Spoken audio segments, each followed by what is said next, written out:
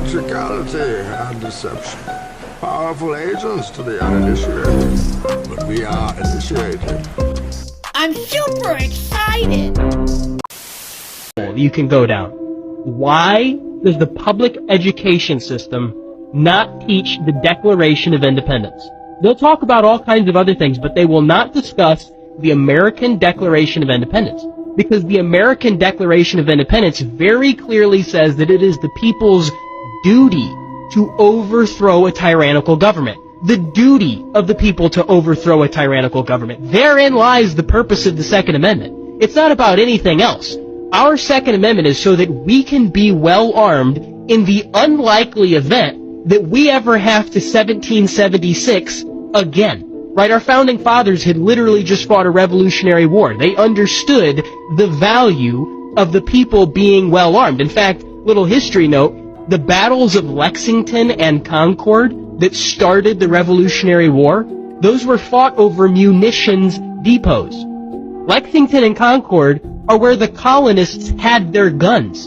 And the British understood that if the colonials were well armed, they had a problem on their hands. So they tried in the middle of the night, they tried to go take the guns. That's where the infamous the British are coming, because they had a system set up because they feared that the tyrants would come try to take their guns. Well, does that sound a little familiar? Does that sound like something that, I don't know, maybe we worry about today?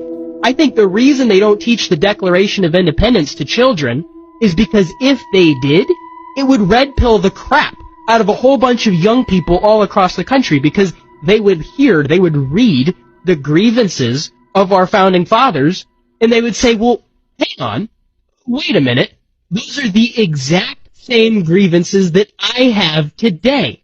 See, history never changes itself. It's cyclical. It just repeats over and over and over. And we're not that far off from history repeating itself again. And I think that that's the reason that they don't talk about the Declaration of Independence in our schools. In fact, you know, another reason that they don't discuss the Declaration of Independence in our schools is because the Declaration of Independence directly mentions the name of God Almighty multiple times. Right? It says that we understand that our rights are given to us by God and not government. Well, that was a very revolutionary sentence in and of itself. It was a very, very big deal, right? Whenever Thomas Jefferson wrote, "We hold these truths to be self-evident, that all men are endowed by their Creator with certain unalienable rights," if that sentence alone was thoroughly understood by all of the young people in America, we would have a generational switch like you've never seen before. Because people would understand the very first medical intervention I ever had was a double mastectomy at 16.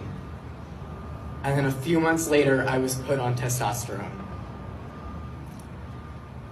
I'm now 21, and I will live with the impacts of that so-called care for the rest of my life. In the past 4 or 5 months, I have watched as my body has fallen apart in front of me. My joints constantly hurting, my vocal cords aching, watching as parts of me atrophy away before my very eyes. And yet at 16, they looked me in the eyes and they told me this was care. They told me it would save me. Despite the fact I was never suicidal, my parents were baited with the idea of, would you rather have a dead daughter or a living son? Bullied into going along with it. Their biggest crime being trusting those who they thought took an oath to do no harm. It's not about hate, detransitioning. It never has been. It's about keeping kids whole. I've worked with children. I've seen them explore the world, and I've seen that magic that they have. And doing something like transitioning them takes that away. How can you look me in the eyes and tell me that a child can consent to being chained to an experimental medical industry before they're even old enough to drive or understand the impacts of what that means in the first place? Kids deserve to be kids. They deserve to get to explore the world as a safe and loving place. Mr. Bush, when are you going to apologize for the million Iraqis that are dead because you lied? You lied about weapons of mass destruction. You lied about connections. reactions to 9/11. You lied about Iraq being a threat. You sent me to Iraq. You sent me to Iraq in 2003. My friends are dead. Joshua Castile. You killed people. You lied. You lied about WMD. 1 million Iraqis are dead because you lied. My friends are dead because you lied. You need to apologize. Apologize. The UN Security Council had a meeting yesterday, and Ray McGovern spoke to it. He is a former member of the CIA, and he testified in support of Seymour Hersh's article on the United States bombing Nord Stream pipeline. If it is proven that the United States bombed the Nord Stream 2 pipeline, as has been asserted by Seymour Hersh and his article, will you call for the United States to acknowledge and admit that that was an act of war against Germany and Russia? And I'm asking this because this may be the only way to prevent the rest of us from being killed in a thermonuclear war. And I don't want to be fried. Don't you think the media should be reporting on whether or not this is true? And don't you think you should be inquiring into whether or not this is true? Well, thank you for the question. One, I've got no information to suggest that the United States was involved in bombing the Nord Stream pipeline. Because you weren't briefed on it. Sir, you got your chance to ask a question. So you give me an opportunity to respond. You weren't given information because he explicitly says you weren't briefed on it. Shouldn't you inquire? So here's what I'll say about, I think, President Biden's leadership generally as it relates to the Ukraine and Russia. We committed an act of war. What are you doing to respond to that? We have to hold Biden accountable. Listen, you're from Brooklyn, right? You know when to call bullshit when you see it. So do I. This is bullshit right now. And I see what's happening right now. That does not silence me. You can hear me right now. I want you to say something about the bombing, because we're all going to die from a nuclear war right now unless you stop it and you at least put and inquire into whether or not it's true. This war in Ukraine is going to leave us all dead.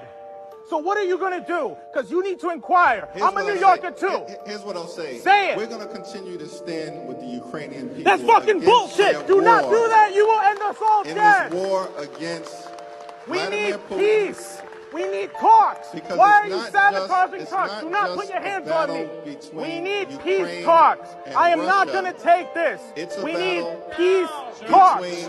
It's a You battle are leaving. between Listen. democracy Did you even read the and allegations? autocracy. It's a No. battle between How truth about and accountability? propaganda. Not And airheadedness. it's a battle between Okay? tyranny How about and bridges, freedom. not bombs? And democracy, Okay? How about truth, and conversations, freedom will not prevail. cremation? And the United States is going to help make sure Diplomacy, that happens. not destruction. How about that? I want to How ask you about to it? join me You for a round of goddamn applause. airhead, you're gonna kill us all! Thank you. I don't wanna die in a goddamn nuclear war, and We nobody certainly does! appreciate freedom of I'm looking for the one with Seymour Hersh because it's a policy and press hall event. So shouldn't we be talking about the Nord Stream, since that's the biggest story of the century? And you guys, I mean, you have the executive editor of the New York Times there who came out with a phony story to try and block Seymour Hersh. It's just kind of funny how that happened, I mean, did you even acknowledge Seymour Hersh?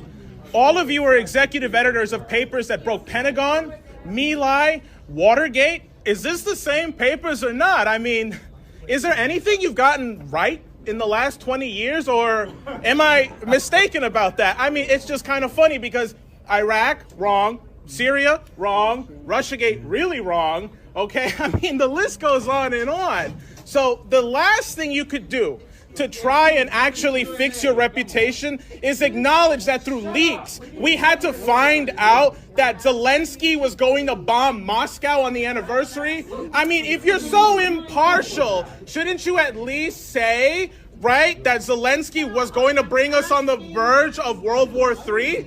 That seems pretty fair.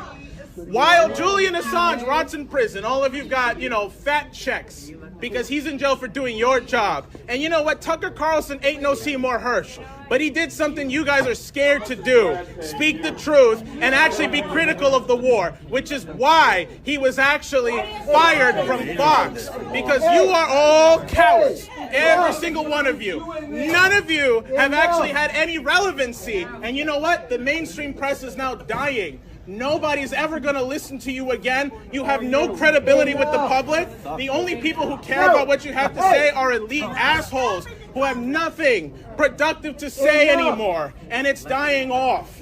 So, will you at least say something, either about Nord Stream or Ukraine or the fact that Zelensky brought us to the verge of World War III, and the only reason we knew about that was through leaks?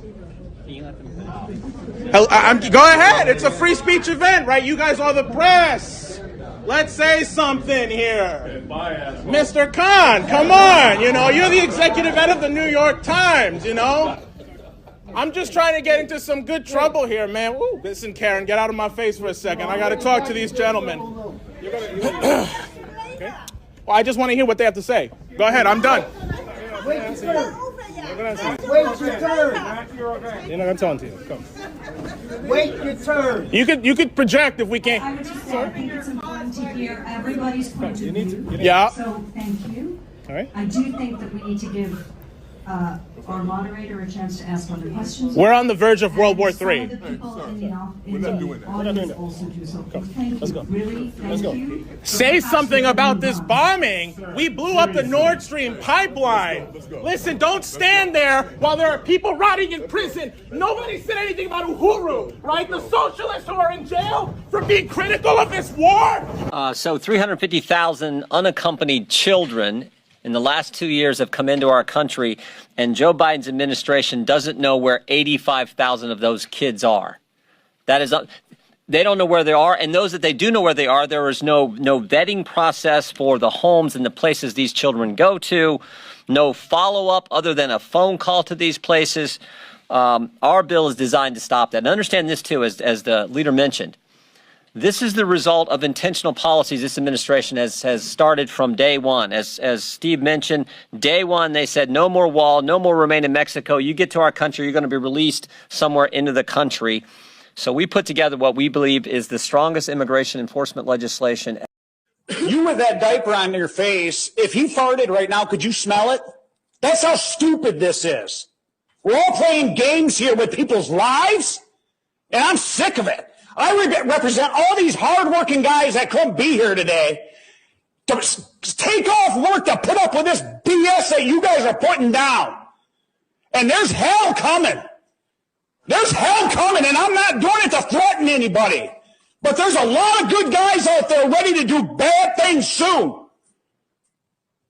Watch what's coming. These mandates are against the Nuremberg codes. The first one states voluntary informed consent. Are you a Nazi? What is it? You're gonna they send my dad off to Vietnam and fight for the country, but you're going to tell him to wear a mask? Sir, I appreciate the fact that I can't control myself. There's a lot of other guys that control that can't control themselves. Talk to me. That's why they're not here right now. Somebody. I have nothing else to say. Do what's right. There's a lot of bad things coming. That's all the in-person public comment. We do have 11 current Zoom. I've heard you talk about parents' rights to raise their kids how they want. In fact, I just double-checked. You voted no on making it illegal for kids to be married to adults at the age of 12 if their parents consented to it. You said actually that should be the law because it's the parents' right and the kids' right to decide what's best for them, to be raped by an adult.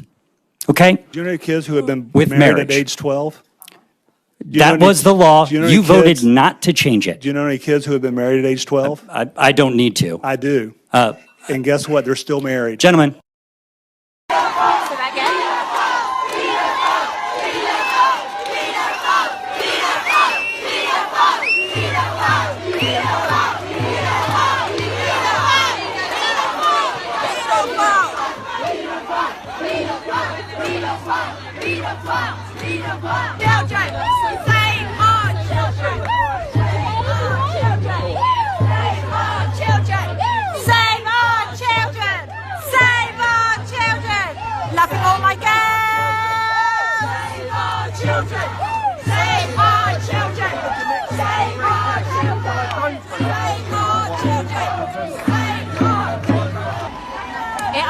takes one person with a vision to make all this stuff happen, people. We've got thousands of people walking the streets of London with us. The turnout is freaking insane.